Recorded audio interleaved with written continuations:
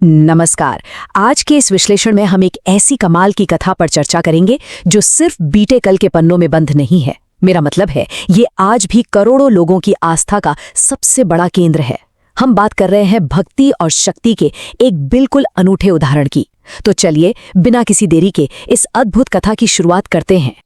अब एक दिलचस्प सवाल से आगे बढ़ते हैं। सोचिए, अगर आपसे पूछा जाए कि इस आधुनिक युग में यानी आज के इस कलयुग में भगवान श्री कृष्ण का अवतार किसे माना जाता है, एक ऐसी आध्यात्मिक हस्ती जिन पर लोगों को इतना अटूट विश्वास है कि बस पूछो मत। इसका जवाब ना एक बेहद ही रोमांचक ऐतिहासिक यात्रा में छिपा है, जिसे आज हम इस चर्चा में गहराई से समझने वाले हैं। तो इस कहानी की थोड़ी और गहराई में चलते हैं। राजस्थान के सीकर जिला मुख्यालय से करीब 43 किलोमीटर दूर खातू नाम का एक छोटा सा गांव है और वहां स्थित है बाबा खातू श्याम का एक बेहद प्राचीन मंदिर। आपको जानकर शायद हैरानी होगी कि इसका निर्माण लगभग 1000 साल पहले हुआ था। जी हाँ, 1000 साल। इस मंदिर में भगवान श्री कृष्ण और बर्बरिक की पूजा होती है, जो दरअसल इस पूरी कथा के मुख्य नायक हैं। वैसे खातू श्याम जी को लोग सबसे ज्यादा जिस नाम से पुकारते हैं वो है हरे का सहारा। इसका क्या अर्थ है? दरअसल भक्तों का ये पूरा विश्वास है कि जब कोई इंसान अपनी जिंदगी के हर दुख दर्द से घिर जाता है, जब वो हर तरफ से निराश होकर बिल्कुल हार मान लेता है ना, तब खातू श्याम जी एक चमत्कार की तरह उसकी सभी अधूरी ख्वाहिशों को पूरा करते हैं, बिल्कुल एक आखिरी उम्मीद की तरह। भाग 1, महाबली भीम के पौत्र बारबरिक की कहानी। हम चलते हैं महाभारत के उस मध्यकालीन दौर में। इस महान योद्धा का जन्म तभी हुआ था, पर तब इनका नाम घटो श्याम नहीं बल्कि बारबरिक था। बारबरिक पांडव पुत्र बलवान भीमा के पोते थे।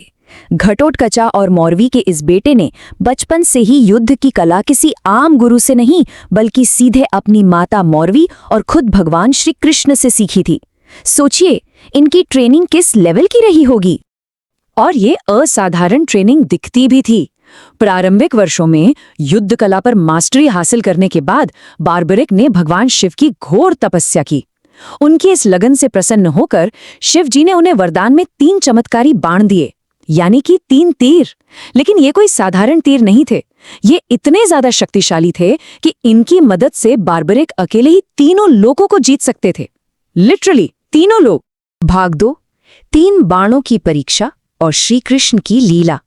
तो जब महाभारत का युद्ध शुरू होने ही वाला था, बारबरिक ने अपनी माता को एक वचन दिया।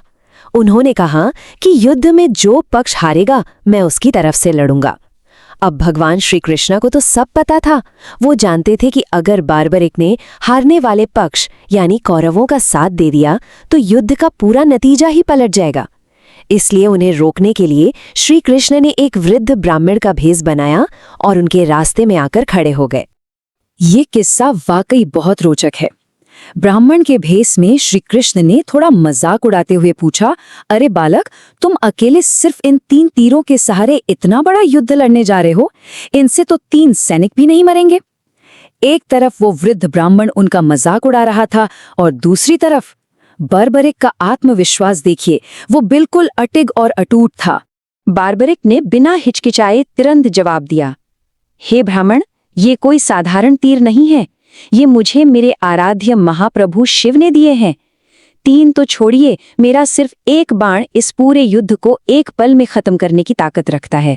और इस पूरी घटना की सबसे मजेदार बात यह है कि ब्राह्मण बने श्री कृष्ण को ये परम सत्य पहले से ही मालूम था। फिर भी अपनी तसल्ली और बारबरिक को रोकने के लिए श्री कृष्ण ने उनकी परीक्षा लेनी चाहिए। उन्होंने बारबरिक को चैलेंज किया कि अगर तुम्हारे बाण इतने ही पावरफुल हैं तो इस पीपल के पेड़ के सारे पत्तों को एक ही तीर से भेद कर दिखाओ। बारबरिक ने तुरंत अपने आराध्य का ध्यान किया और एक बाण छोड़ दिया। वैसे आप यकीन नहीं करेंगे, उस एक चमत्कारी बाण ने पलक झपकते ही पीपल के हर एक पत्ते को भेद दिया। भाग 3, महानतम बलिदान यानी शीश का दान। परीक्षा में सफल होने के बाद कथा एकदम अपने क्लाइमैक्स पर आती है। उस आम से दिखने वाले ब्राह्मण ने अचानक इस अजेय योद्धा से दान मांग लिया और दान में क्या मांगा? उनका शीश यानी उनका सर ही मांग लिया। ये सुनकर बारबारिक पूरी तरह हैरान रह गए। उन्हें तुरंत आभास हो गया कि भाई ये कोई साधारण साधु तो बिल्कुल नहीं हो सकता। तो उन्होंने ब्राह्मण से आग्रह किया कि वो अपने असली रूप में सामने आए।